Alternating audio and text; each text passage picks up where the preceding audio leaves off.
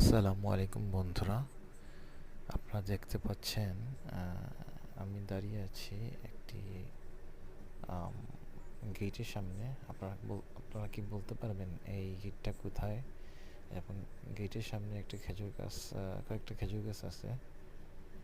তো পরিবেশটা দারুণ এবং এই জায়গায় বাংলাদেশের একটা ফেমাস একটা জায়গা।